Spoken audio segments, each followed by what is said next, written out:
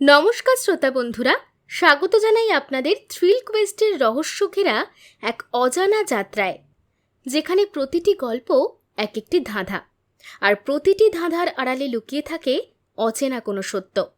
এখানে প্রশ্নই পথ দেখায়, আর উত্তর কখনোই সহজে ধরা দেয় না। তাহলে মনোযোগ দিয়ে শুনুন আর নিজেই খুঁজে নিন রহস্যের সূত্র। শুরু হচ্ছে আজকের গল্প। আমার মনে হয় মাঝে মাঝে আমার এই লেখালেখি ছেড়ে ব্যোমকেশের সঙ্গে তার তদন্তের কাজে ব্যস্ত হয়ে পড়াই ঢের ভালো। আমার লেখার বেশিরভাগ কাজ এখন ওর বিভিন্ন পুরাতন কেস সমাধানের কথাই হয়, আর প্রকাশকেরা এতটাই চাপ দেয় যে ওর কেস সলভের গপ্প ছাড়া তারা আর কোনো গল্পই প্রকাশ করতে বিশেষ ইচ্ছুক নয়। মাঝে মধ্যে এই জন্যে আমার বেশ রাগ যে ধরে না এমনটা নয়, কিন্তু পাঠকগণ যা পছন্দ করে, প্রকাশক এবং লেখকদের কর্তব্য সেগুলোই তাদের মুখে গুঁজে দেওয়া। আমি জানি এই রহস্য রোমাঞ্চের বাজারে সাধারণ মানুষের মনস্তত্ত্ব নিয়ে লেখা আমার মৌলিক গল্পগুলো বড্ড বেশি সেঁকেলে। লোকে চায় চমক, চায় বুদ্ধির লড়াই, আর ব্যোমকেশ বক্সী মানেই হলো সেই লড়াইয়ের এক জীবন্ত বারুদ। তাই নিজের লেখক সত্তাকে মাঝে মাঝে ওই আলমারির কোণেই বন্দি করে রাখতে হয়। এখন পাঠক মহলে ওর কেসের চর্চা হলে বাস্তবিক জীবনে আমার পকেট ও পাবলিশারদের পকেটেও বেশ পয়সা আসবে ভালো। কিন্তু আমার মৌলিক অন্যান্য গল্প কি আমি তবে কাউকেই শোনাতে পারবো না? কে জানে, আমার সেই সুযোগটা তার হয়ে উঠবে কিনা কোনোদিন। যাকগে, তবে ওর সঙ্গে না থাকলে হয়তো আমার বাংলা সাহিত্যের অগ্রগতির ক্ষেত্রে বেশ ঝক্কি পোহাতে হতো।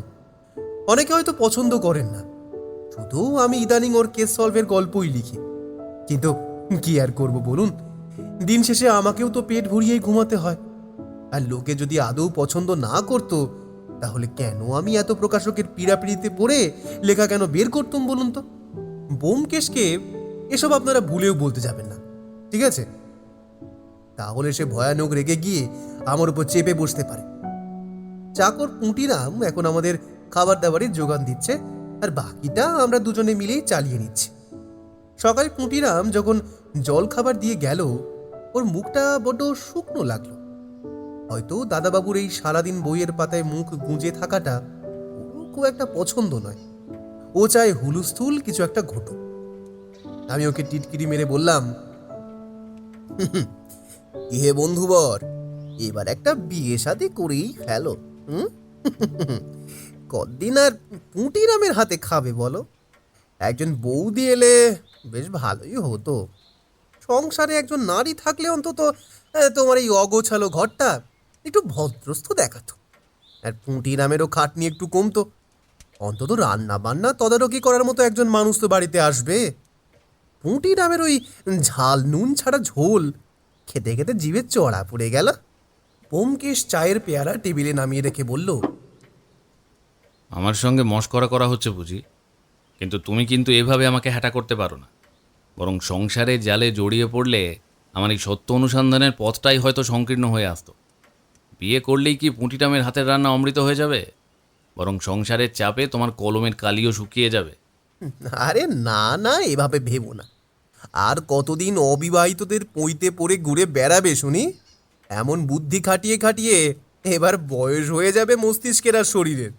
তখন কিন্তু বুড়ো বয়সে ভীমরতি সহ্য করতে কোনো মেয়ে রাজি হবে না। এখনো সময় আছে, গৃহস্থ জীবনে প্রবেশ করো। বুদ্ধির সাথে সাথে জীবনের অভিজ্ঞতায় যে শান পড়বে, তা তোমার এই সত্যান্বেষণের কাজে আরো জোর যোগাবে।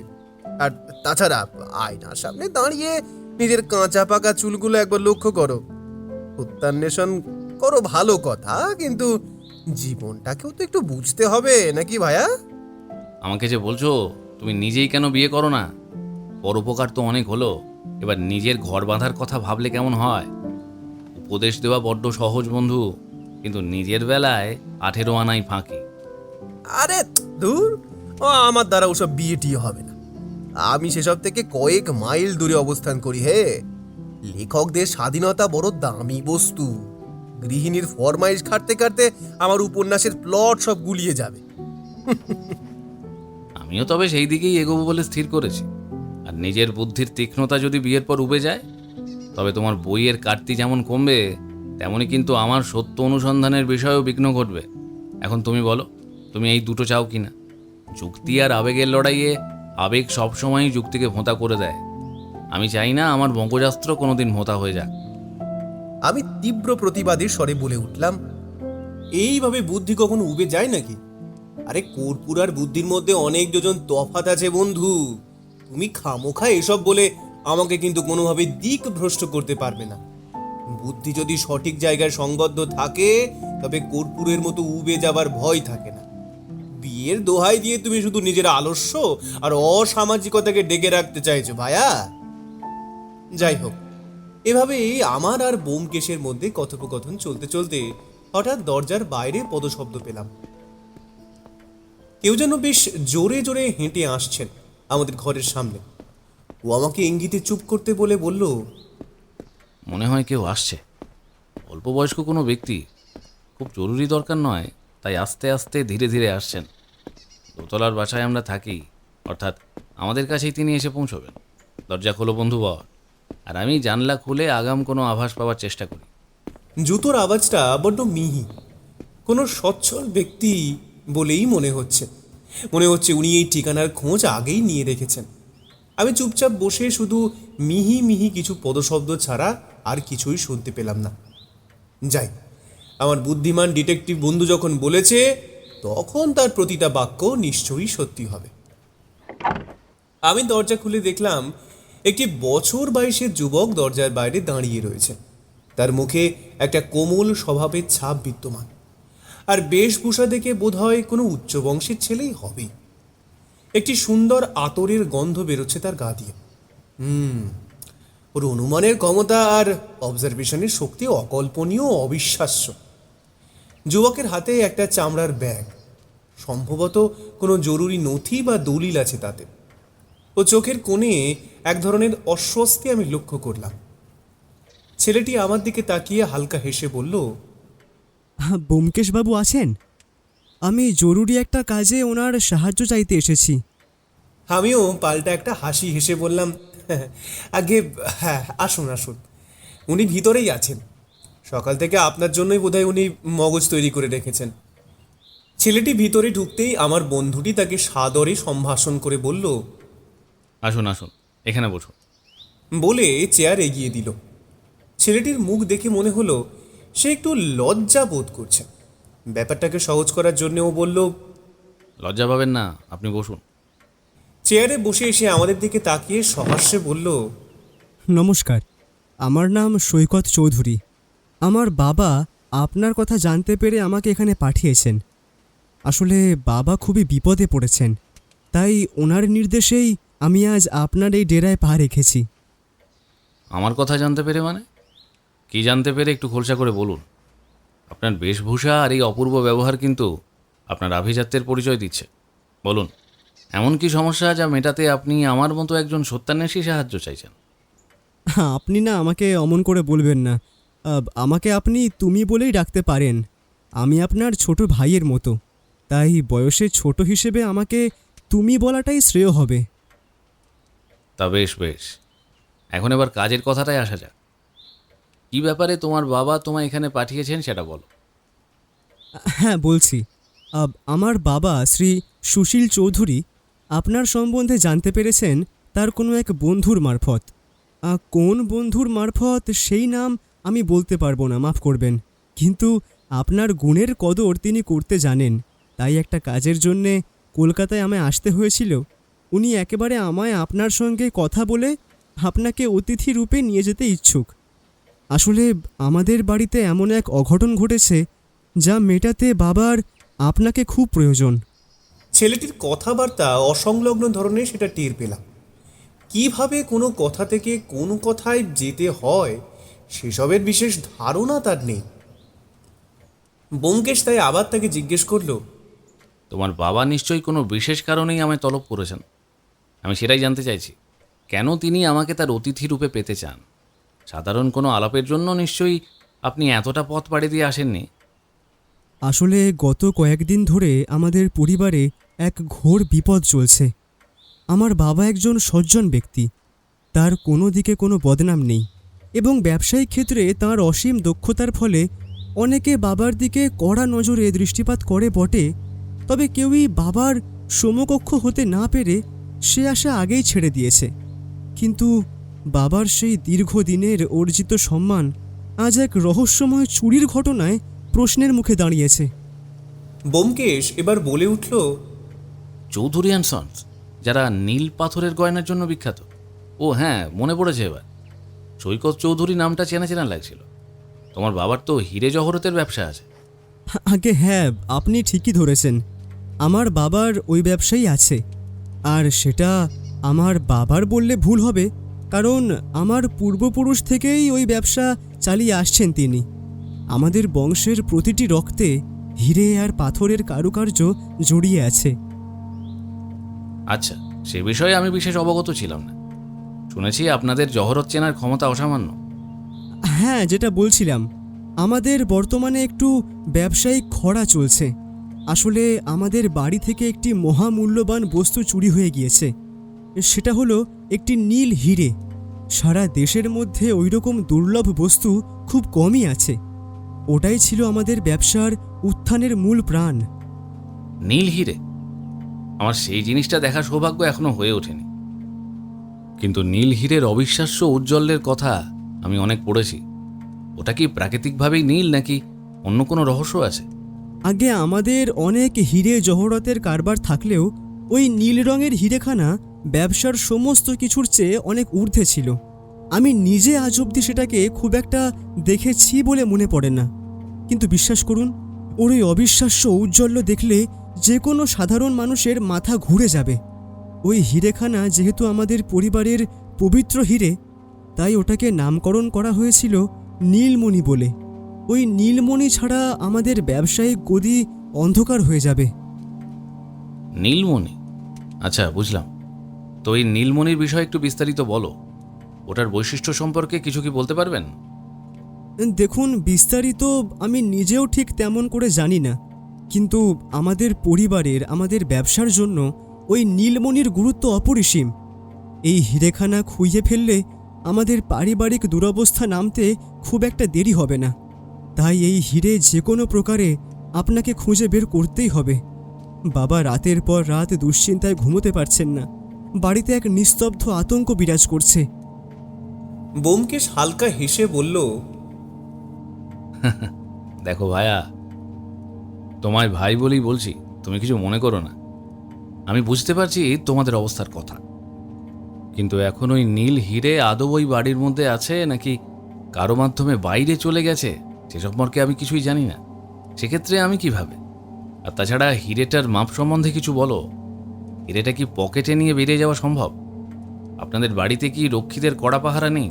তাহলে আপনাকে বলি শুনুন, হিরেটা চুরির পর থেকে সেই দিন বাড়িতে উপস্থিত কোনো ব্যক্তি বাড়ির বাইরে যায়নি।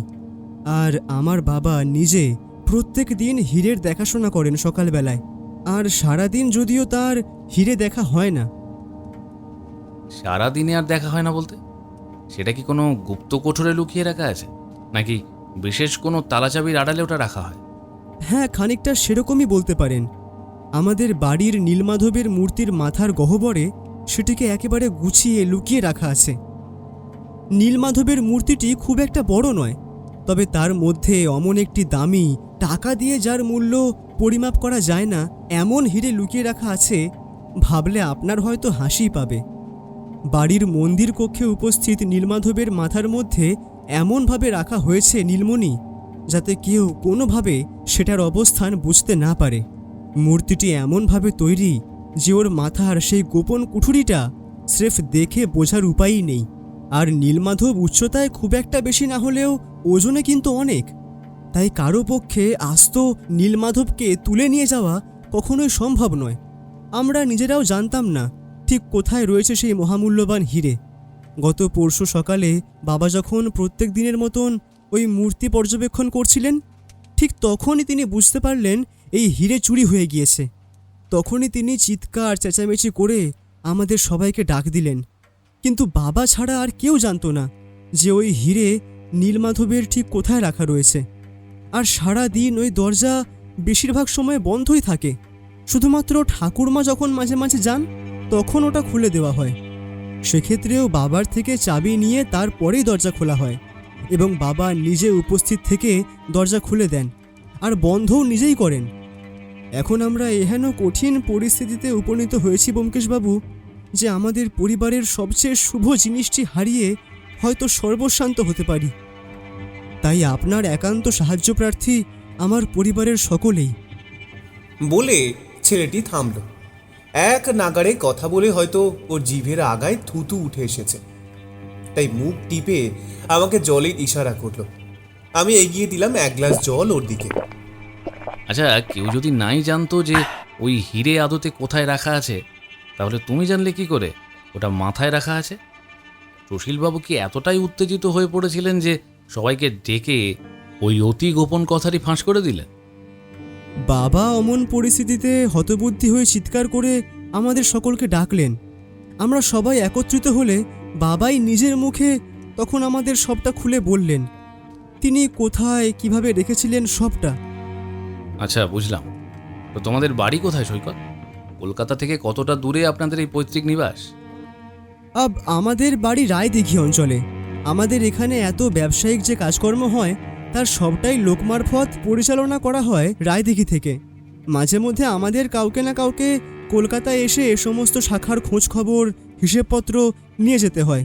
তবে সকলেই এত পুরনো লোক যে কারুর কোনো রকম বেআইনি কাজ করবার কথা নয়।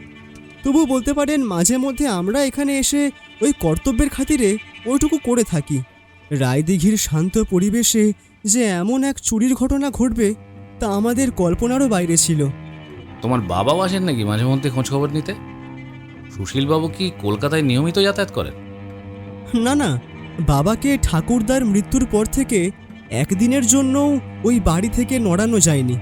কারণ বাবার বিশ্বাস, একবার সেই মূর্তির থেকে যদি হিরে চুরি হয়ে যায় তাহলে ব্যবসা লাটে তো উঠবেই, আর সেই সঙ্গে আমরাও সর্বশান্ত হয়ে যাব। তাই বাবা ঠাকুরদার মৃত্যুর পর থেকে কোনো দিন ওই বাড়ি থেকে একটুও নড়েননি। উনি বলতে গেলে নিজেকে ওই নীলমাধবের মূর্তির সঙ্গে একেবারে বেঁধে রেখেছেন। এখন হিরেটা নেই, তাই উনিও যেন ভেতরে ভেতরে কেমন শেষ হয়ে যাচ্ছেন। ব্যোমকেশ মনে মনে কিছু একটা চিন্তা করল, তারপর বলল, বুঝলাম, তোমার বাবা এই বিষয়ে যথেষ্ট চিন্তাশীল ছিলেন। তাহলে হিরে চুরি যাওয়ার পর থেকে নিশ্চয়ই তার জীবন একেবারে ওষ্ঠাগত হয়ে পড়েছে। পুরনো বনেদি ঘরের মানুষেরা তাদের আভিজাত্যের প্রতীক হারিয়ে ফেললে বড্ড ভেঙে পড়েন। সুশীলবাবুর মতো মানুষের কাছে এই নীলমণি হিরেটি নিশ্চয়ই শুধু দামি পাথর ছিল না, ওটা ছিল ওনার বংশের গৌরবের ভিত্তি। সেই ভিত্তি নড়ে গেলে মানুষটার দিনরাত যে অশান্তিতে কাটছে তা তো বোঝাই যাচ্ছে। ছেলেটি মাথা নিচু করে রইল, কোনো উত্তর দিল না। আমরা বুঝলাম তার মনের অভ্যন্তরের কত কথাখানি। এই প্রশ্নের উত্তরে সে কি জবাব দেবে হয়তো সে নিজেই জানে না। এত বছর ধরে নিজের কোলে আগলে রাখা জিনিস যদি বেহাত হয়ে যায় তাহলে তার জন্যে দুঃখ শব্দটাও হয়তো ছোট হয়ে যায়। সৈকতের নীরবতা বলে দিচ্ছিল যে ওদের বাড়ির ভেতরকার পরিস্থিতি এখন কতটা গম্ভীর। বাইরের লোক হিরে চুরির খবর না জানলেও ঘরের প্রতিটি মানুষ এখন এক অজানা আশঙ্কায় দিন কাটাচ্ছে। জয়ন্তবাবুর মতো মানুষ যিনি হিরেটি আগলে রাখতেন, ওনার কাছে এটি হারানোর যন্ত্রণা ভাষায় প্রকাশ করা যায় না। আমার কোনো কিছুতেই কোনো অসুবিধে নেই। আপনার যবে সুবিধে হবে তবেই যাত্রা করা যেতে পারে। আপনি শুধু আমায় সময় নিয়ে জানিয়ে দিন। আমি নিকটবর্তী একটি হোটেলে রয়েছি। আপনি একটি নির্দিষ্ট সময় বলে দিলে আমি তখনই আপনার এখানে এসে হাজির হব। আসলে আমি চাই যত দ্রুত সম্ভব এই কালিমাময় অধ্যায়ের শেষ হোক। আমি চাই যত দ্রুত সম্ভব আপনি রায়দিঘি চলুন। বাবার এই উদ্বেগ আমি আর সইতে পারছি না ব্যোমকেশবাবু। ব্যোমকেশ একটু চিন্তা করে জানালো, আগামীকাল সকাল 8টা নাগাদ এখান থেকে বেরোলে আশা করি খুব একটা সময় লাগবে না রায়দিঘি পৌঁছাতে। ও পকেট থেকে নস্যির কৌটোটা বের করে একবার নাকে ঠেকালো। ওর কপালে ভাঁজ পড়েছে, যার মানে হলো ওর মগজাস্ত্র এখন রায়দিঘির সেই হিরে চুরির কোনো এক কাল্পনিক হিসেব কষতে ব্যস্ত হয়ে পড়েছে। সৈকত ব্যোমকেশের প্রস্তাবে খুশি হলো। সেও সম্ভবত বেশ প্রসন্ন বোধ করেছে ছেলেটির স্বভাব চরিত্র দেখে, ছেলেটির মাথায় বেশ বুদ্ধি না থাকলেও মানুষ হিসেবে ছেলেটিকে আমার বেশ ভালো মনে হলো। তবে এখন থেকে কাউকে বিচার বিশ্লেষণ করাটা যথেষ্ট বোকামির লক্ষণ বটে, কারণ যাকে যত বেশি সাধু ঠাহর হয় তাকেই সবশেষে চূড়ান্ত শয়তানের আস্থা কোঁড় রূপে চিহ্নিত করা যায়। সৈকত আমাদের নমস্কার জানিয়ে ধীর পায়ে ঘরের বাইরে বেরিয়ে গেল। ওর সহজ সরল ব্যবহারের আড়ালে অন্য কোনো সত্য লুকিয়ে আছে কিনা তা এখন বিচার করা কঠিন। সৈকত বাড়ি থেকে বেরোলে আমরা জানলা দিয়ে দেখলাম সে একটি সাদা রঙের দামি ক্যাডিলাক গাড়িতে চড়ল, তারপর হুশ করে বেরিয়ে গেল সেটা নিয়ে। বড় লোকদের বড় সড়ো ব্যাপার আমি আর আমার বন্ধুটি সঙ্গ না পেলে প্রত্যক্ষ করতে পারতাম না মোটেই। ওর কল্যাণে এখন নানান দিগ্গজ ব্যক্তিদের সঙ্গে আমার দৈনন্দিন দেখাশোনা হচ্ছে। সাদা ক্যাডিলাকটা ধুলো উড়িয়ে মোড় ঘুরতেই আমি জানলা থেকে সরে এলাম। রায়দিঘির মতো এক জায়গা এই আভিজাত্যের বর্ণনা শুনেই বোঝা যায় যে সুশীলবাবুরা কতটা প্রভাবশালী। সে জানলা থেকে সরে এসে ওর আরাম কেদারায় ধপ করে বসলো এবং দেওয়াল ঘড়ির দিকে চেয়ে সময় সম্পর্কে অবগত হলো। আমি বললাম, তুমি কি বুঝছো ভায়া, এই ছেলেটির বাড়ি থেকে যে হিরে চুরি হয়েছে সেই কেসের তুমি কোনো সমাধান করতে পারবে? বাড়ির অন্দরমহল থেকে এভাবে নীলমণি উদাও হওয়াটা কি তোমার কাছে স্বাভাবিক মনে হচ্ছে? ব্যোমকেশ একটা সিগারেট ধরালো, তারপর সেটিতে একটা টান দিয়ে বলল,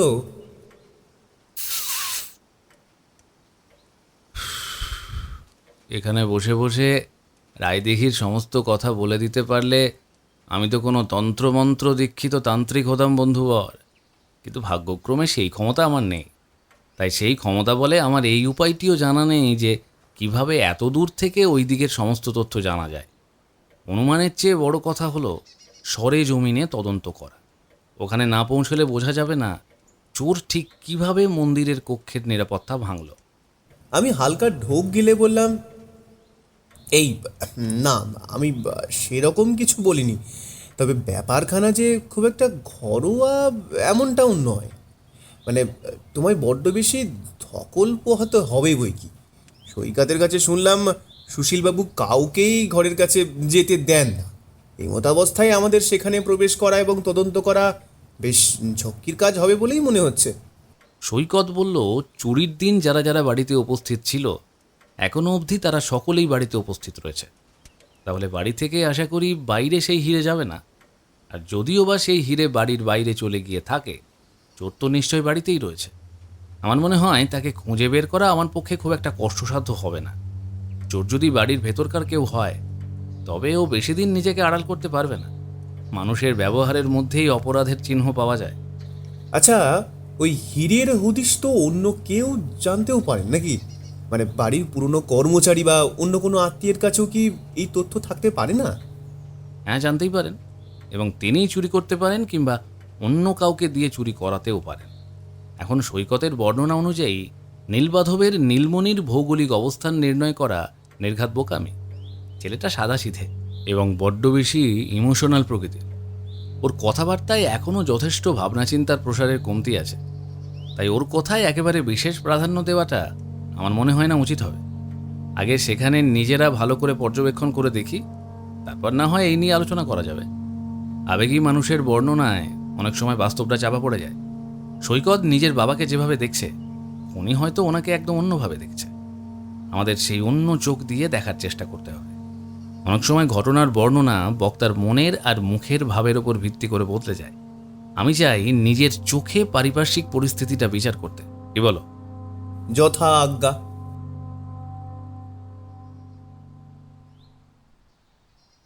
যেমন কথা তেমনই কাজ। আমাদের একেবারে দেওয়া সময়ের আগেই এসে হাজির হলো সৈকত ও তার ক্যাডিলাক গাড়িখানি। এই গাড়িটার সৌন্দর্য দেখে চোখ একেবারে ঝলসে যেতে বাধ্য যে কারণ। ব্যোমকেশ আর আমি গিয়ে বসলাম পিছনের সিটে। গাড়ির সিটগুলো বেশ আরামদায়ক ছিল। জানলা দিয়ে ভোরের আলো এসে ভেতরে পড়ছে। আমি লক্ষ্য করলাম ওর মগজাস্ত্র হয়তো কোনো এক পন্থায় এই চুরির সমাধান খুঁজছে।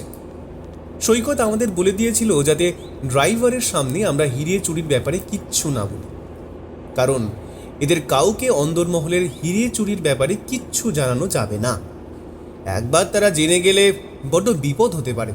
যেমন অনেক বাইরের লোকেরাও জেনে যেতে পারেন যে ওদিন অমন মূল্যবান দামি নীল হিরে অর্থাৎ নীলমণি খোয়া গেছে। সেক্ষেত্রে ব্যবসায়িক চাপ বাড়ার আগেই বিভিন্ন দিক থেকে ছুরির ফলার মতন চাপের বাড়িধারা বর্ষিত হতে থাকবে। সৈকত বড্ড সতর্ক। ও চায় না বাইরের কেউ এই পারিবারিক গোপন কথাটি জানতে পারুক। তাই আমরাও একে অপরের সাথে প্রয়োজনীয় কথা ছাড়া আর কিছুই বলছিলাম না। যেতে যেতে দীর্ঘ পথে ব্যোমকেশ আর আমি একটু গড়িয়ে নিলাম। প্রাকৃতিক সৌন্দর্য উপভোগ করতে করতে যাচ্ছিলাম বটে, তবে কখন চোখ লেগে এসেছে বুঝিনি।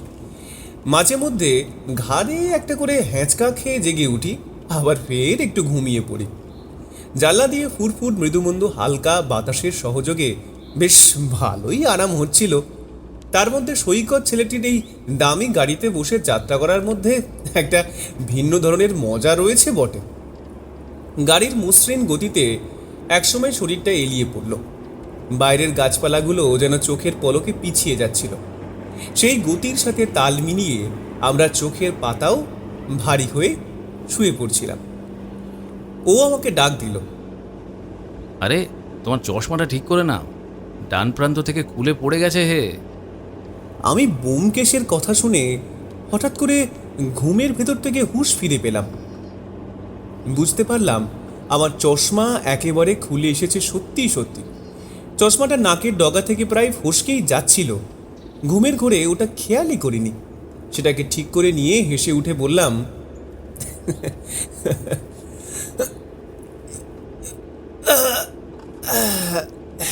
এই একটু চোখ লেগে এসেছিল আর কি, তুমিও তো একটু জিরিয়ে নিলে বলো। বলতে বলতেই হঠাৎ করে গাড়িটা জোরে ডান দিকে একটা বড় মাঠের মধ্যে নেমে গেল। ড্রাইভার এত জোরে গাড়িটাকে ঘুরিয়েছে যে আমরা একেবারে ব্যাপারটার অস্বাভাবিকতায় চমকে গেলাম। আমি ওর বাঁ দিকে বসেছিলাম, একেবারে গিয়ে ওর উপর চড়ে বসলাম গাড়ির অমন বিস্ফোরক নড়নচড়নে। গাড়ির চাকাগুলো মাঠের শুকনো ঘাসের ওপর সজোরে ঘষ্টানোর শব্দ তুলল। হঠাৎ এক ঝটকায় আমাদের দেহের ভারসাম্য বিঘ্নিত হলো। মাঠের মধ্যে গাড়িটা দাঁড় করালে ব্যোমকেশ বুঝল ওর চশমার একটা প্রান্ত খসে গেছে। সৈকত নিজে বেশ ঘা খেয়েছে। সে তার ড্রাইভারের উপর চিৎকার করে বলল, কি হচ্ছে কি বলো তো? এভাবে হঠাৎ করে গাড়ি কেউ ঘোরায়? আপনারা ঠিক আছেন তো? আমি হালকা গলায় বললাম, হ্যাঁ আছি, তুমি ঠিক আছো তো? হ্যাঁ, একটু ব্যথা লেগেছে কাঁধের দিকে।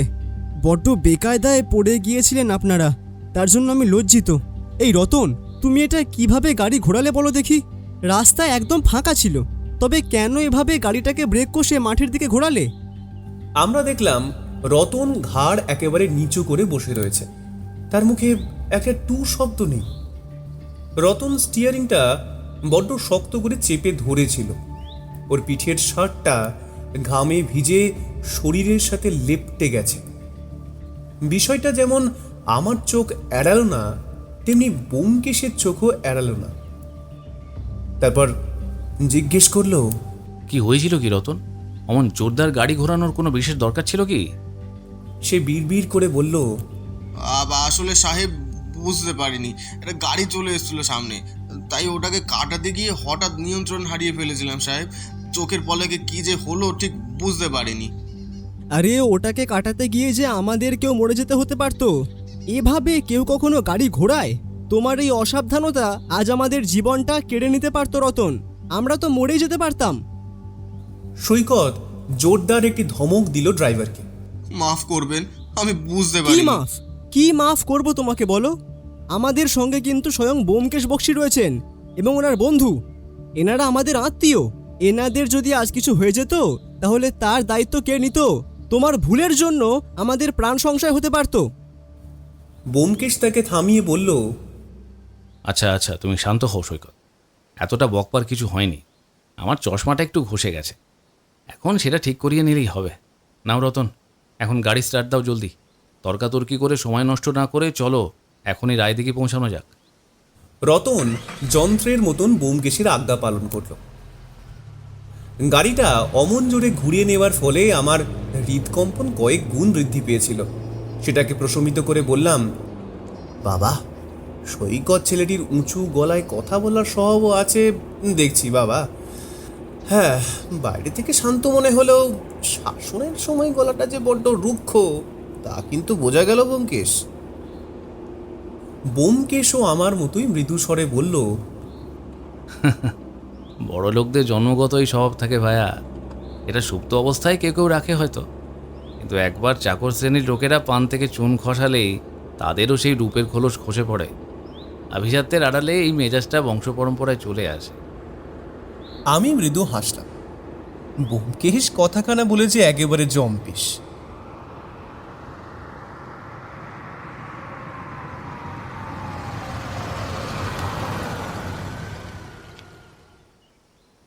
আমরা চৌধুরীদের বিশাল প্যালেসের সামনে নামলাম যখন, তখন বেলা হয়েছে বেশ। এই এত ঘন জঙ্গল এলাকার পরে এমন অত্যাশ্চর্য মহল দেখতে পাবো সেটা কল্পনাই করিনি। গাড়ি একেবারে গাড়ি বারান্দায় গিয়ে থামলে আমরা সেখান থেকে নেমে বাড়ির সদর দরজার দিকে অগ্রসর হলাম। দেখলাম এই একটা ক্যাডিলাক বাদেও আরও দামি দামি গাড়ি রয়েছে এনাদের সংগ্রহে। পুরনো আমলের পাথুরে দেওয়ালার বড় বড় থামগুলো এক গুমোট আভিজাত্য ধরে রেখেছে। চারপাশের বাগানটা বড্ড বেশি ঘন। ও আমায় বলল, ড্রাইভার রতনের মুখের দিকে তাকাও একবার। ওর মুখ গলা একেবারে ঘেমে একাকার হয়ে গেছে। আমি যেটা ভাবছি তুমিও কি সেটাই ভাবছো? শীতল বাতাসের মধ্যেও ওর এই দরদর করে ঘাম হওয়াটা স্বাভাবিক নয়। আমি ওর কথা মতন রতনের দিকে দৃষ্টি নিক্ষেপ করলাম। হ্যাঁ, সত্যিই তো, তাকে দেখে মনে হচ্ছে যেন এক্ষুনি জামা কাপড় সমেত ঘামের সরোবরে অবগাহন করে এসেছে সে। আমি একটু হেসে বললাম, সেই তো দেখছি সৈকতের কড়া ধমক খেয়ে বোধহয় ও বড্ড কুঁকড়ে গেছে। কিন্তু তুমি কি ভাবছো? হ্যাঁ, এমন মনোরম আবহাওয়ায় এমন অপার্থিব ঘাম ঘামতে কাউকে আগে দেখেছি বলে মনে পড়ছে না। ভয় নাকি অন্য কোনো উত্তেজনা ওর ভেতরে খেলা করছে, এটাই বড় প্রশ্ন। দেখো হয়তো কোনো অসুখ বিসুখ আছে। হতে পারে। বাড়ির অভ্যন্তরে প্রবেশ করে আমাদের চক্ষু চড়ক গাছ হয়ে গেল। ঢুকে দেখি একটি বড় বসার ঘরের চারিদিকে নানা দেশি বিদেশি আঁকা ফ্লাওয়ার ভাস ও সৌন্দর্য সৃষ্টিকারী জিনিস দিয়ে ঘর সাজানো রয়েছে। ডান দিকের দেওয়ালে একটি বড় পেইন্টিং রাখা আছে। সেখানে দেখতে পাচ্ছি একটি অল্প বয়সী নারী একজন প্রাপ্তবয়স্ক যুবকের গলা ধরে তার শিরোচ্ছেদ করছে, এবং তার পাশে দাঁড়িয়ে রয়েছেন একজন বৃদ্ধা মহিলা। তিনি হয়তো এই মেয়েটিকে সাহায্য করছেন এমন নরবলি দিতে। ছবিটার রঙের কাজ বড্ড গাঢ় এবং বীভৎস। একটি শান্ত বসার ঘরের আভিজাত্যের মাঝে এই রক্তাক্ত চিত্রটি এক অদ্ভুত অস্বস্তি তৈরি করেছিল। আমি ওর উদ্দেশ্যে বললাম, কি নারকীয় দৃশ্য গো! হ্যাঁ, জহুরিদের বাড়িতে কি অন্য কোনো শান্ত দৃশ্য ছিল না? এরকম অস্বস্তিকর দৃশ্যই আমাদের চোখে পড়তে হলো। ব্যোমকে সেদিকে একবার তাকালো। পেইন্টিংটার দিকে এগিয়ে যেতেই একজন আমাদের পথের সামনে এসে দাঁড়ালেন। ছেলেটির বয়স সৈকতের থেকে একটু বেশি, কিন্তু এর চেহারা আর ব্যক্তিত্বে একটা গাম্ভীর্য আছে, এটা যথেষ্ট বোঝা যাচ্ছে। ওনার চলাফেরার মধ্যে এক ধরনের শিল্পসম্মত আভিজাত্য থাকলেও চোখের দৃষ্টি ছিল স্থির এবং নিরাসক্ত। আমাদের দিকে হালকা হেসে তিনি বললেন, এই অসামান্য পেইন্টিং কারভাজ্জিওর আঁকা। ইটালীয় চিত্রবিদ ছিলেন তিনি। এখানে মাতাল হেলোফার্নেস, যিনি ছিলেন একজন আইরিশ জেনারেল, ওই বিধবা হিব্রুর কাছে নিজের মুন্ডু দিয়ে আসেন।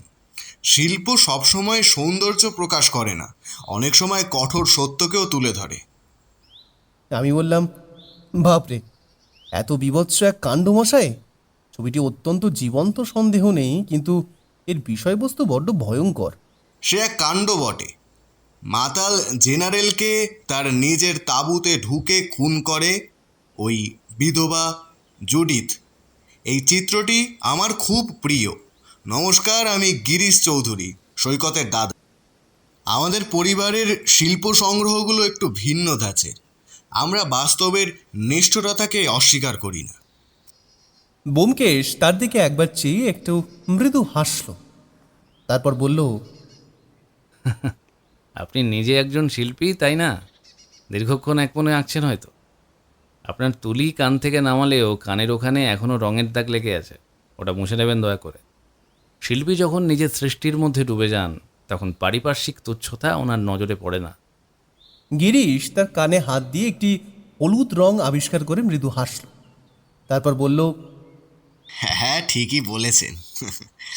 কানে তুলি গুজে রেখেছিলাম বলেই অমনটা হয়েছে। আপনার সম্বন্ধে বইতে পড়েছি, তাই আপনার সঙ্গে সাক্ষাৎ করার লোভটা সংবরণ করতে পারলাম না। বেশ বেশ, আপনি কি সারাক্ষণ শিল্পচর্চা নিয়েই থাকেন নাকি? আগে হ্যাঁ, সবাই যদি সম্পত্তি সংরক্ষণে ব্যতিব্যস্ত হয়ে পড়ে তাহলে মারপিট লেগে যাবে বই কি। ব্যোমকেশ মৃদু হাসল। তিনি আবার বললেন, আপনারা বসুন, আমি আমার আঁকা শেষ করে না হয় আপনাদের সঙ্গে যোগদান করব।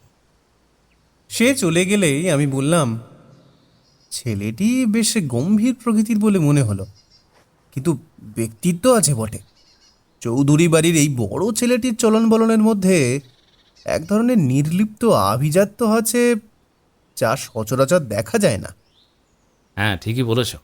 শিল্পী মানুষদের এই ব্যক্তিত্ব থাকাটা বড্ড জরুরি। জহুরির ঘরে শিল্পীর অধিষ্ঠান, বেশ খাঁটি কম্বিনেশন। একদিকে পাথরের জৌলুস আর অন্যদিকে ক্যানভাসের রঙের খেলা। চৌধুরী প্যালেসটা সত্যিই বৈচিত্র্যে ভরা। আমি আর ব্যোমকেশ আমাদের জন্য প্রদত্ত ঘরে প্রবেশ করে একটু বিশ্রাম নিচ্ছিলাম। এই এত বড় বাড়িতে এখনো অবধি আমার কাউকে নজরে পড়ল না, গিরিশ আর সৈকতকে ছাড়া। আর যে চাকরটি আমাদের ব্যাগপত্র সব নামিয়ে দিয়ে গেল তাকে বাদে। সৈকত তার বাবার সঙ্গে দেখা করতে গেছে, হয়তো আমাদের আসবার সংবাদ দিতেই গেছে সে। আমরা বসে রইলাম আমাদের ঘরে। জামা কাপড় পরিবর্তন করে বাড়ি থেকে আনা পাঞ্জাবিখানা গায়ে চাপিয়ে নিলাম আমি। আগেই বুঝতে পেরেছিলাম যে এক বড় মহলে প্রবেশ করতে চলেছি, তাই নিজের সবচাইতে ভালো জামা কাপড়গুলো ব্যাগে করে গুছিয়ে এনেছি। ঘরে একটা সংবাদপত্র দেখতে পেয়ে মনটা বেশ ভালো লাগলো। ব্যোমকেশ সেটা নেওয়ার আগেই ছো মেরে সেটাকে বগল দাবা করে নিলাম।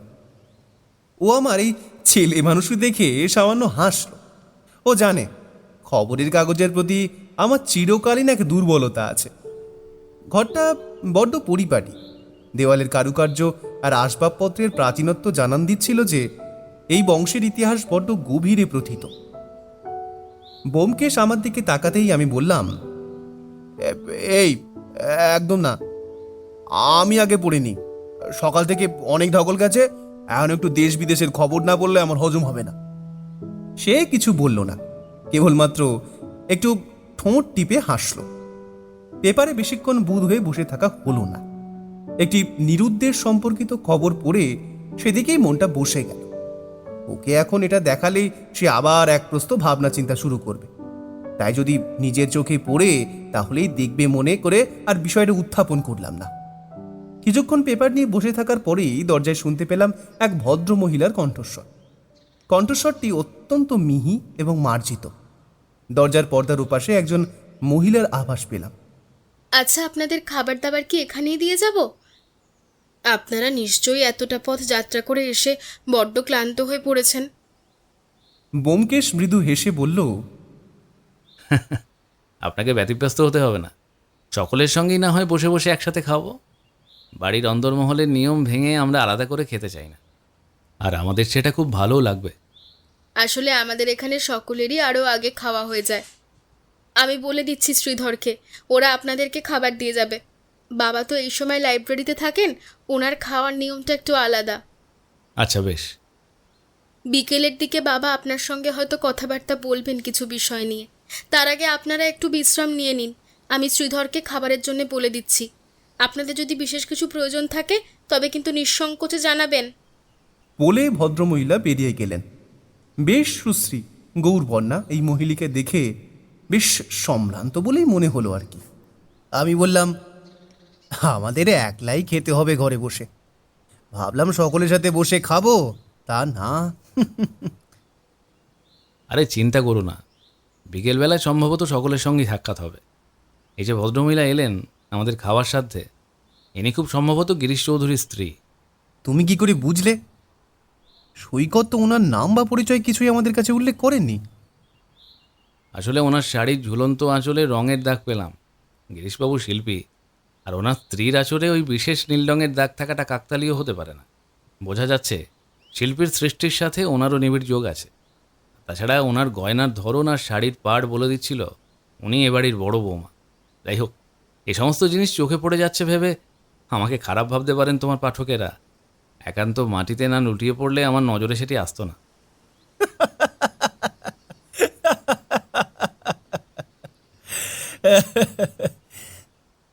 আমাদের জন্য একেবারে এলাহি আয়োজন করা হয়েছে দেখে মনে মনে বেশ আমোদ অনুভব করলাম। শেষ পাতের মিষ্টি অবধি পুরোটা খেতে পারলেও পায়েসটা খেতে পারলাম না বলে মৃদু আফসোস রয়ে গেল। সত্যি বলতে এত সুন্দর রান্না যে কোন রাঁধুনি রেঁধেছেন সেটি জানতে বড় মন চাইছে আমার। ব্যোমকেশ তো আমার পাতে দই পোনা, চিতল মাছের মুইঠা আর কয়েক পিস পাঁঠার মাংস পাচার করলো। আমি মোটামুটি সবটা খেয়ে দিয়ে একেবারে ঢোল হয়ে পড়লাম। না, এখন হাঁটাহাঁটির দরকার আছে বই কি। রান্নার স্বাদ আজও মুখে লেগে আছে। বিশেষ করে ওই মলা মাছের টকটা ছিল একেবারে জম্পেশ। তাই ঘরের মধ্যে হাঁটাচলা করতে লাগলাম। সে আমাকে প্যাক দিয়ে বলল, কি ভায়া, দেখে মনে হচ্ছে ভীষণ ব্যারামে পড়েছ। এত খাওয়া হয় না বন্ধু বাবার। তোমার এই পেটুক লেখকের পরিচয়টা পাঠকদের কাছে ফাঁস করে দিতে হবে দেখছি। আমি দম ফেলতে ফেলতে বললাম, আরে আরে শরীর তো মহাশয় ভায়া, যা স্বভাবে তাই সয়। তবে আজকে এরকম বিদ্রোহ করছে কেন সেটাই বুঝতে পারছি না। এমন সময় আমাদের দরজার বাইরে সৈকত এসে দাঁড়ালো। সৈকতের মুখটা আগের চেয়েও একটু বেশি চিন্তিত মনে হলো। আমরা একটু আশেপাশে বাগানের দিকে বেরোবো। আপনাদের অসুবিধে না থাকলে আমাদের সঙ্গে আসতে পারেন। বাবা বাগানেই আপনাদের জন্য অপেক্ষা করছেন। আরে না না, অসুবিধা নেই। বাইরের হাওয়া না পেলে শরীর আরও খারাপ হবে। চলো যাওয়া যাক। বাগানের সতেজ হাওয়া আমাদের দুজনের জন্যই এখন খুব প্রয়োজন। সৈকত ব্যতিব্যস্ত হয়ে পড়ল এই কথা শুনে। এ বাবা, ওনার কি শরীর ভীষণ খারাপ করেছে নাকি? আমি কি ডাক্তার ডাকতে বলবো? আরে আরে না না ভাই, সেরকম কিছু না। আসলে অনেকটা খাওয়া হয়ে গিয়েছে, সেই কারণে। চলো চলো চলো, বাইরে একটু হাওয়া খেয়ে আসা যাক। একটু পা চালালে সব ঠিক হয়ে যাবে। আমরা দুজনে ওকে অনুসরণ করে বেরোলাম বাড়ির বাইরে। আমাদের সঙ্গে এখন যুক্ত হয়েছেন আরও একজন। ইনি হলেন সৈকতের বাবা সুশীল চৌধুরী। ভদ্রলোকের বয়স মোটামুটি 60-এর কাছাকাছি। বিপত্নিক, গম্ভীর এবং স্বল্পভাষী এই ব্যক্তির চরিত্র আমার বেশ ভালো লাগলো। সুশীলবাবুর পরনে একটা দামি গরদের পাঞ্জাবি, চোখে পুরু লেন্সের চশমা। ওনার ব্যক্তিত্বের গাম্ভীর্য দেখে বোঝা যাচ্ছিল উনি কতটা সংযম প্রকৃতির ব্যক্তিত্ব। আমরা বেরোতেই ব্যোমকেশকে তিনি বললেন, নমস্কার। আপনি হয়তো আমার ছেলের কথা শুনেছেন। আমার মনে হয় আপনাকে ছাড়া এই হিরে উদ্ধার করা একেবারেই অসম্ভব। তাই আপনার শরণাপন্ন হয়েছি আমি। চৌধুরী বংশের মান সম্মান এখন আপনার তীক্ষ্ণ বুদ্ধির উপর নির্ভর করছে। এইভাবে বলবেন না। আপনার কোনো কাজে লাগতে পারলে নিজেকে লাভবান বলে মনে করব। কিন্তু আপনি আপনার কোনো বন্ধুর মারফত আমার খবর পেয়েছেন? রায়দিঘির মতো নির্জন জায়গায় আমার নাম পৌঁছালো কিভাবে তা জানতে বড্ড কৌতূহল হচ্ছে। শশাঙ্ক মজুমদারের থেকে। ওই বলেছিল আমাকে আপনার কথা। ও যেন এই কথা শুনে চমকে উঠল। তারপর বলল, উনি তো মেদিনীপুরে আমার শিক্ষক ছিলেন। ভীষণ শ্রদ্ধেয় একজন মানুষ উনি। আমার কথা উনি আপনাকে বলেছেন। শশাঙ্কবাবু এখনও আমার কথা মনে রেখেছেন জেনে বড় তৃপ্তি পেলাম। আগে হ্যাঁ, এছাড়াও খবরের কাগজে তো আপনার কথা অনেক পড়েছি। আপনাকে তুমি করেই সম্বোধন করছি, কিছু মনে করবেন না। ব্যোমকেশ হালকা হেসে বলল, না না, কি আর মনে করব বলুন। আপনি বয়োজ্যেষ্ঠ মানুষ, আমার শিক্ষকের বন্ধু আপনি। আচ্ছা, আমাকে এই হিরে চুরির ঘটনা সম্পূর্ণ আপনার দৃষ্টিভঙ্গিতে খুলে বলুন। সৈকতের মুখে আমি শুনেছি, কিন্তু আপনার থেকে জানলে খুবই ভালো হবে। ঘটনার বর্ণনা যত সরাসরি পাওয়া যায়, সত্যের কাছে পৌঁছানো তত সহজ হয়। ভদ্রলোক কিছুক্ষণ শান্তভাবে তাকিয়ে রইলেন ব্যোমকেশের দিকে। তারপর তিনি বলতে শুরু করলেন, আসলে এই ঘটনাটা এতটাই গোপনীয় যে তোমাকে বলেই আমি বলছি। এছাড়া বাইরের আর কেউই জানে না এই ব্যাপারে এখন। আমার বাড়িতে বর্তমানে সদস্যের সংখ্যা খুব একটা বেশি নয়। আমার 2 ছেলে, বড় ছেলে গিরিশের স্ত্রী, আমার মা আর কয়েকজন চাকর বাকর ছাড়া বিশেষ কেউই থাকে না। আমার ছোট ছেলে ব্যবসায়িক দায়িত্ব কিছু কিছু করে কাঁধে তুলেই নিয়েছে। বড় ছেলে গিরিশ শিল্পী হবে এবং সে ঘোর নাস্তিক। তার এইসব ব্যাপারে কোনো আগ্রহ নেই, এমনকি নীলমাধবের মূর্তির দিকেও নয়। গিরিশের স্ত্রী আমার যথেষ্ট সেবা যত্ন করে, অত্যন্ত ভালো মেয়ে, বৃদ্ধা মা, শয্যাশায়ী প্রায়।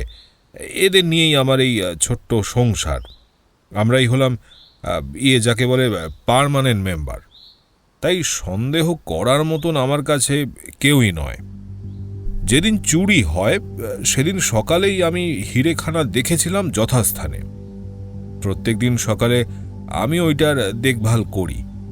পরদিন একেবারে ভোরবেলা উঠে দেখি নীলমাধবের মাথায় নীলমণি নেই। এমন কড়া নজরদারিতে থাকে সেটা যে কারো পক্ষে টের পাওয়াও কোনোভাবেই সম্ভবপর নয়। বাড়ির পরিচারক শ্রীধর আজ 15 বছর আমাদের সাথে আছে।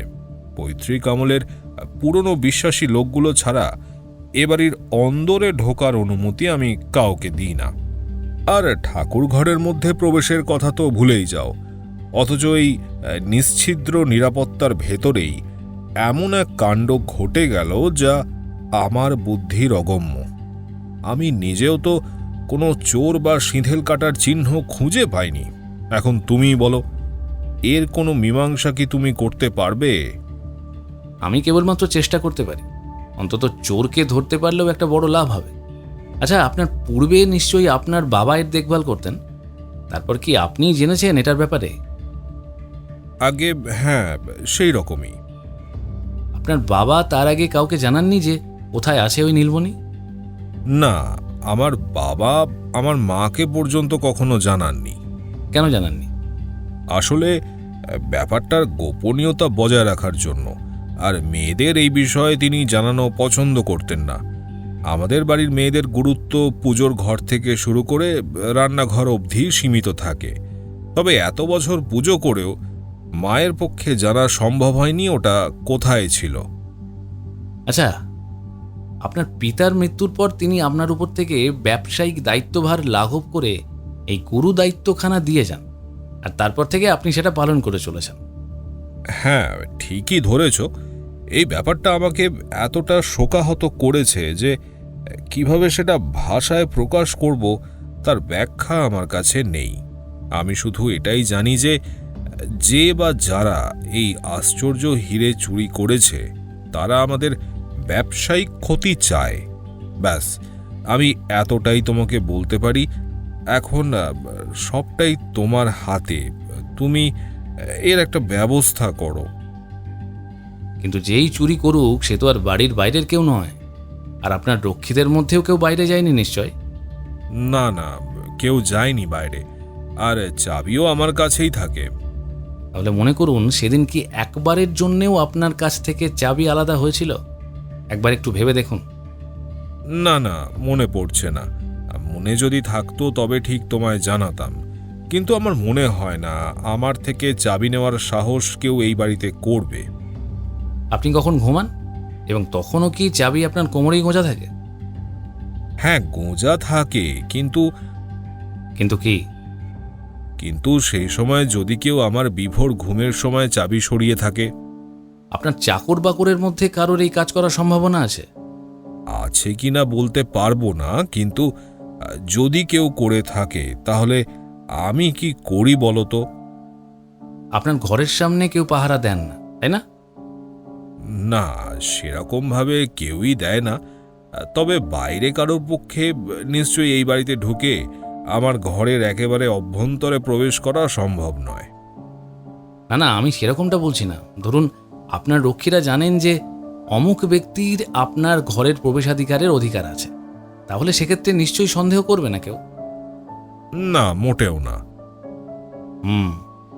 আমার যতদূর মনে হয় এই কেসটা খুব একটা কঠিন হবে না আমার পক্ষে। তবে জানি না আপনার হিরে উদ্ধার করতে পারবো কিনা, কিন্তু আপনার চোরের সন্ধান হয়তো করেই দিতে পারি। চুক্তি যেখানে শেষ হয়, পর্যবেক্ষণ সেখানে শুরু হয়। আমি একবার ওই মূর্তির গঠনতত্ত্ব নিজের চোখে দেখতে চাই। ভদ্রলোক যেন চমকে গেলেন। তিনি বললেন, তুমি এত সহজে কিভাবে বলে দিতে পারবে? আর আমার চোরের অস্তিত্বের চেয়েও যারা বেশি দরকার আমার হিরে কোথায় আছে? ওটা আমাদের অমূল্য রত্ন, আমাদের ব্যবসার ওটাই সবচেয়ে বড় মূলধন। বলে ভদ্রলোক কেমন যেন কাঁপতে লাগলেন। আমি বুঝলাম উনি ভীষণভাবে উত্তেজিত হয়ে গেছেন। আমি আপনার অবস্থা বুঝতে পারছি, কিন্তু আমার পক্ষে যতদূর করা সম্ভব আমি তা করব। তারপর ফলাফল যা হওয়ার তাই হবে। আচ্ছা, আমার একটা কথার জবাব দিন। আপনার ঘরে ওই যে বৃহৎ আকৃতির পেন্টিং রয়েছে, এটাকে আপনি টাঙিয়েছেন? ভদ্রলোক সামান্য হেসে বললেন, না না, ওটা আমার বাবার কীর্তি। উনি নিজেও একজন গুণী শিল্পী ছিলেন। আমার বড় ছেলে গিরিশ ওই ধাঁচই পেয়েছে। ব্যোমকেশ কিছুক্ষণ একটা কথা ভাবল, তারপর বলল, আপনার বাবাও শিল্পী ছিলেন? আচ্ছা, তবে ওই পেন্টিংয়ের কি কোনো গভীর অর্থ আছে?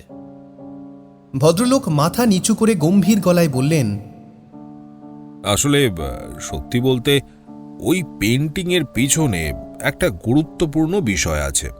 আমার বাবা শ্রী সুরজিৎ চৌধুরী এতই শিল্প আর ব্যবসা পাগল ছিলেন যে কিছু বছরের মধ্যেই বাবার নানা রকমের মানসিক সমস্যা দেখা দেয়। তার মধ্যে একটা বড় রকমের সমস্যা ছিল বাবার ভুলে যাওয়ার সমস্যা। বাবা এতটাই ভুলে যেতেন সবকিছু যে বাবার পক্ষে ওই হিরে সংরক্ষণের ভার বড্ড কঠিন হয়ে পড়েছিল। আসলে বাবা নিজেই ওই মূর্তি গড়েছিলেন এবং তারপর তার মধ্যে ওই হিরে রাখার ব্যবস্থা করেন। বাবার আগে না এই ব্যবসা ছিল না এই মূর্তি, তাই বাবা ঠিক করলেন এই ছবি বাবা টাঙিয়ে রাখবেন। যখনই তিনি ভুলে যাবেন যে হিরে কোথায় রেখেছেন, এই ছবি দেখলেই তার মনে পড়ে যাবে।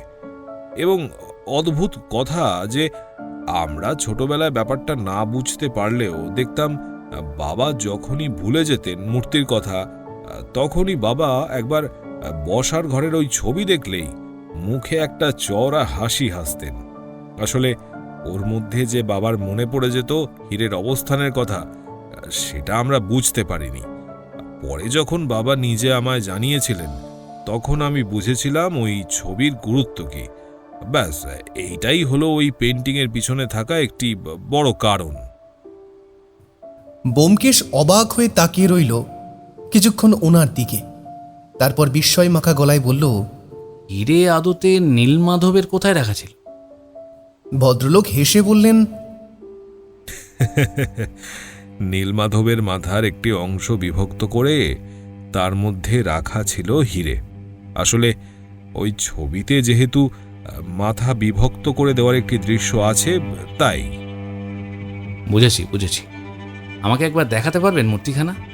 আমার দেখার বড্ড ইচ্ছে করছে কিভাবে সবটা রাখা হতো। হ্যাঁ, নিশ্চয়ই। বলে উনি রওনা হলেন বাড়ির অভিমুখে। আমরা দুজনেও ওনার পিছন পিছন গিয়ে পৌঁছালাম সেই দিকে। বাড়ির ভিতর নিচের তলায় ডান দিকের একটি মস্ত বড় গলির মধ্যে দিয়ে প্রবেশ করে যেতে হয় সেই ঠাকুর ঘরের দিকে। দেখলাম সেই ঠাকুর ঘরের বাইরে বসে রয়েছে অসংখ্য রক্ষী, যারা রক্ষা করে চলছিল এই মহামূল্যবান রত্নকে। ব্যোমকেশ সেখানে যেতে যেতে বলল, সুশীলবাবু, আপনি যে প্রত্যেকদিন নীলমাধবের মূর্তির মধ্যে হীরের রক্ষণাবেক্ষণ করতেন, অর্থাৎ আমি বলতে চাইছি যে হিরে যে ওখানে লুকিয়ে রাখা আছে, সেটা কি বাড়ির সকলে আগে থেকেই জানতো? ভদ্রলোক হাঁটতে হাঁটতে বললেন, জানতো বলতে এক্স্যাক্টলি কোথায় আছে সেটা জানতো না। একদিন ওই মুখ ফসকে বেরিয়ে গেছিল কথাটা। তারপর থেকে সেই কারণে আমি নিরাপত্তা বাড়িয়ে দিয়েছিলাম ঠাকুর ঘরের। এই যে এত নিরাপত্তা, সেটা আগে মৃদু ছিল বটে, তবে তার ঘন ঘটা এতটা ছিল না। আমি নিজে দায়িত্ব নিয়ে যখন ফাঁস করে দিয়েছি সবটা, তাহলে সেটার রক্ষার ভার তো আমারই নাকি? তবুও বলো, সেটা আমি সামলে রাখতে পারলাম কি? ভদ্রলোকের কথায় দুঃখের আভাস স্পষ্ট। অমন মহামূল্যবান রত্ন হারিয়ে কার মনই বা খুব একটা ভালো থাকে বলুন? একটি বিরাট আকারের দরজার সম্মুখে গিয়ে আমরা উপস্থিত হলাম। ভদ্রলোক তার চাবির গোছা থেকে একটি চাবি বের করে ঢুকিয়ে দিলেন একটি প্রকাণ্ড তালার ভিতর। দরজাটা খুললে আমরা দেখতে পেলাম একটি প্রকাণ্ড নীল বর্ণের কৃষ্ণ মূর্তি, কিন্তু এখানে কৃষ্ণ একাই, রাধা নেই। বুঝলাম এই নীল বর্ণের কৃষ্ণমূর্তিকেই এরা নীল মাধব বলে ডাকে। ঘরটা বড্ড ঠান্ডা এবং ধূপকাঠির কড়া গন্ধে ভরা। মূর্তির দুচোখে বসানো পাথরের জ্যোতি যেন অন্ধকারের ভেতরেও আমাদের উপর নজর রাখছে। ব্যোমকেশ ধীর পায়ে মূর্তির বেদির কাছে এগিয়ে গেল। এই নীলমাধবের মূর্তিটি একটু পর্যবেক্ষণ করতে পারলে সুবিধে হতো। হ্যাঁ হ্যাঁ, নিশ্চয়ই নিশ্চয়ই। আমার বন্ধুটি এগিয়ে গিয়ে পরীক্ষা করতে লাগলো সেই মূর্তিটি। একটা ছোট টর্চ ছিল তার পকেটে। সেটি দিয়েই দীর্ঘক্ষণ পর্যবেক্ষণ করে একটা মৃদু হাসি হাসল সে। তারপর বলল, এই মূর্তির ঠিক কোথায় ছিল সেই নীলমণি? ভদ্রলোক এগিয়ে গিয়ে নীলমাধবের মাথার উপরের একটি অংশে একটু চাপ দিলেন, আর তার ফলে নীলমাধবের মাথা বিভক্ত হয়ে গেল একটি অংশ থেকে।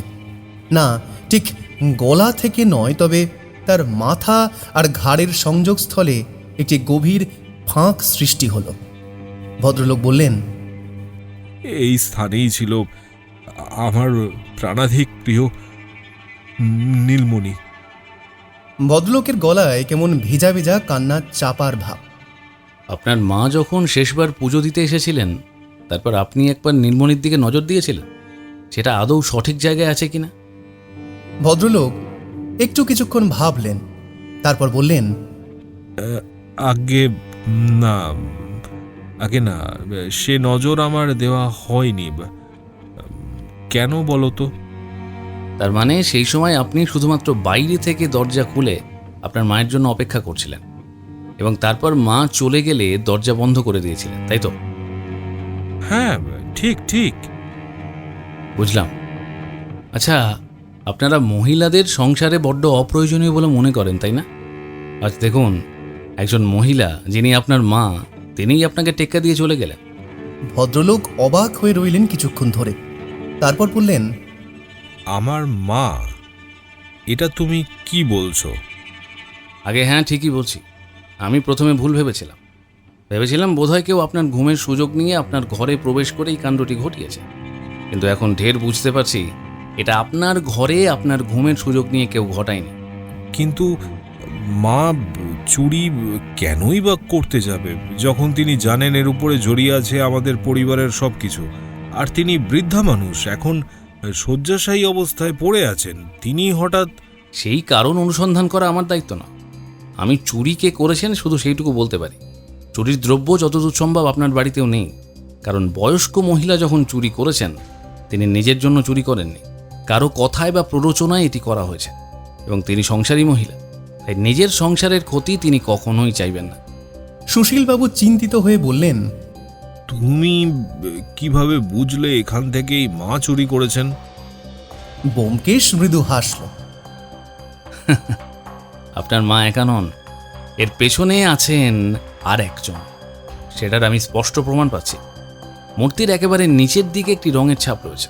স্পষ্ট নয়, কিন্তু রয়েছে। সেটি হয়তো আপনাদের চোখে পড়েনি। ওটা আমারও চোখে পড়তো না যদি না এই টর্চ দিয়ে গভীরভাবে দেখতাম। আমি উত্তেজিত হয়ে বললাম, গিরিশবাবু? হ্যাঁ, তুমি ঠিকই ধরেছ। তবে গিরিশবাবু এখানে স্বয়ং আসেননি। সম্ভবত আমাকে বিপথে চালনা করার জন্যই করা হয়েছে। রঙের ছাপ যদি অনিচ্ছাকৃত লাগতো, তাহলে সেটা দেখে স্পষ্ট বোঝা যেত। কিন্তু এখানে স্পষ্ট বোঝা যাচ্ছে যে কেউ এটা ইচ্ছে করে হালকা ছাপ লাগিয়ে রেখেছেন। গিরিশ চৌধুরী ভালোভাবেই জানতেন যে আমাকে এখানে ডাকা হবে, এবং সেই আন্দাজ করেই তিনি এটা করে রেখেছেন আমাকে ভুল পথে চালনা করার জন্য। উনি কখনোই মন্দিরে প্রবেশ করেন না। একজন নাস্তিক ব্যক্তি উনি, একজন শিল্পী যার সম্পত্তির উপর কোনো রূপ আশা আকাঙ্ক্ষা নেই। তার পক্ষে চুরি করার কোনো কারণও নেই। আসলে তিনি আপনার মায়ের মাধ্যমে চুরি করিয়েছেন সুশীলবাবু। ওই পেন্টিং দেখেই হয়তো তিনি বুঝতে পেরেছিলেন কিভাবে কোথায় লুকিয়ে রাখা আছে এই নীলমণি। সেইভাবে আন্দাজ করেই তিনি একটা উদ্যোগ নিয়েছিলেন। হয়তো আপনার মা এখানে আসার আগে গিরিশবাবুর ঘর থেকে ভালোভাবে বুঝে আসেন কিভাবে বের করতে হবে এই হিরে। যদি গিরিশবাবু নিজে এসে হিরে চুরি করেন, তাহলে সন্দেহের অবকাশ থাকবে না, আর সেটা করার কোনো সুযোগও তার কাছে ছিল না। তাই নিজের ঠাকুমার মাধ্যমে তিনি হিরে উদ্ধার করেছেন। আসার আগে আঙুলে আকাশি রং মাখিয়ে দিয়েছিলেন যাতে তদন্ত করতে আমার অসুবিধে হয়। দেখুন, এই সবকটাই আমার অনুমানজনিত তথ্য। এগুলোর কিছু হয়তো ভুল হতেও পারে, তবে আমি নিশ্চিত গিরিশবাবু আর আপনার মা মিলেই সবটা করেছেন। কিন্তু কেন করেছেন সে সম্পর্কে আমি অবহিত নই। এমন সময় শুনতে পেলাম বাইরে কারো আগমন হওয়ার শব্দ। বাইরে চেয়ে দেখলাম গিরিশ চৌধুরী এসে দাঁড়িয়েছেন। তিনি হালকা হেসে বললেন, ব্যোমকেশ বাবু, আপনি ঠিকই ধরেছেন, কিন্তু আপনি জানেন কি ওই হিরে আসলে আমাদের বাড়ির কোনো সম্পত্তি নয়। ওটা আমার ঠাকুরদা চুরি করেছিলেন তার বন্ধু অমল সেনের থেকে। তাই আমি সেই ভুলের প্রায়শ্চিত্ত করার জন্য এই কাজটা করেছি। বাটপাড়িকে হয়তো চুরি বলে না, তাই না? দেখলাম সুশীল চৌধুরী হাঁ করে তাকিয়ে থাকলো গিরিশের দিকে। তারপর তিনি ক্রোধিত কণ্ঠে বললেন, তুই তুই কেন এরকমটা করলি? ওই হিরে এখন কোথায়? সেটা এখন কলকাতা শহরে অমল সেনের নাতি আমার বন্ধু অশোকের হাতে পৌঁছে গেছে। এই যে সৈকত, তো ড্রাইভার ছেলেটা একটা ভালো বিশ্বাসযোগ্য ছেলে বটে। ঠিক কায়দা করে কিন্তু জায়গার জিনিস জায়গা মতন পাঠিয়ে দিয়েছে। সৈকতের মুখের দিকে চেয়ে দেখলাম তার মুখের বর্ণ লাল হয়ে গেছে এবং একই সঙ্গে বিস্ময়ের তীব্র আবির্ভাবে মুখে এক যৌগিক অভিব্যক্তি ধরা পড়েছে। সৈকত বলল, আমার ড্রাইভার রতন? আগে হ্যাঁ, রতন। আমি ঠাকুমাকে স্পষ্ট করে বুঝিয়ে দিয়েছিলাম কিভাবে চুরি করতে হবে নীলমণি। সেটা ঠাকুমা চুরি করে আমার হাতে দিলে আমি ওটা তোর ড্রাইভার রতনের হাতে দিয়ে কয়েক মোহর দিয়ে দিই ওকে, এবং অশোকের ঠিকানাও লিখে দিই একসঙ্গে। ছেলেটা ভীষণ নার্ভাস ছিল বটে, তবে আজ সকালেই অশোকের চিঠি পেয়ে আমি ভীষণ খুশি। শেষমেশ যার ক্ষতি হয়েছিল সে না পেলেও তার বংশধর তো পাবেই ক্ষতিপূরণ, তাই না বাবা? সুশীলবাবু মাথা নিচু করে রয়েছেন। গিরিশ আবার বলা শুরু করলো, ব্যোমকেশ বাবু, আমি ভেবেছিলাম আপনি আমার বিছানো জালে জড়িয়ে পড়বেন। আজ আপনার সামনে ইচ্ছে করেই কানের উপর হলুদ রং লাগিয়ে ধরা দিয়েছিলাম, যাতে আপনার সমস্ত সন্দেহ আমার উপরে যায়। কিন্তু আমি কিভাবে এই চুরি করেছি সেটা ভাবতে আপনার হয়তো কালঘাম ছুটে যেতে পারে। তাই আপনি বিচার করুন, এই কাজ কি খুব ভুল করেছে আমি বা আমার ঠাকুমা? যে জিনিস অন্যের থেকে চুরি করা, সেই জিনিসের বড়াই করেই এত বছর চলেছে এই পরিবার। আমার তাই কর্তব্য এই অপরাধের শেষ করা। অশোক আমার বন্ধু, তার থেকে সবটা জানতে পেরেই আমি এই সিদ্ধান্ত নিই। একদিন না একদিন আমি ওকে ওর প্রাপ্য জিনিস ফেরত দিয়েই দেব। যাই হোক, আশা করি আপনি সবটাই বুঝতে পেরেছেন। গিরিশ চৌধুরী থামল। ব্যোমকেশ মৃদু একটা হাসি হেসে বলল, এখন বুঝছি রতন ছেলেটি এতটা ঘেমে ভিজেছিল কেন। এখন নিশ্চয়ই তাকে আর পাওয়া যাবে না আশেপাশে। সে নিশ্চয়ই এখন গা ঢাকা দিয়েছে। হ্যাঁ, সেরকম ব্যবস্থা হয়েছে। কিষানগঞ্জে ওর এক আত্মীয় আছে, তার কাছেই চলে যাবে ছেলেটা। বেশ বেশ, তবে সুশীলবাবু, আমার মনে হয় আপনি ওই হীরের শোক ভুলে আবার কাজে মন দিন। ওই নীলমণি কেবলই একটা প্রতীক মাত্র। আসলে ওর পেছনে লুকিয়েছিল একটা অদৃশ্য শক্তি, যা আপনাকে অফুরন্ত কাজ করবার শক্তির যোগান দিত। যাই হোক, আমার কাজ এখানেই শেষ। আমরা তাহলে আগামীকাল বিদায় নেব। আচ্ছা, এখন আপনার বর্তমানে সেই শেষ না করা আঁকাটা দেখতে চাই গিরিশবাবু। কাজ এখনো চলছে নাকি? গিরিশ হেসে বললেন, আগে হ্যাঁ, তবে আপনি দেখতেই পারেন। নীলমাধবের মূর্তির ছবি তৈরি করেছি, আশা করি আপনার ভালো লাগবে। আমরা এগিয়ে গেলাম গিরিশ বাবুর পিছন পিছন।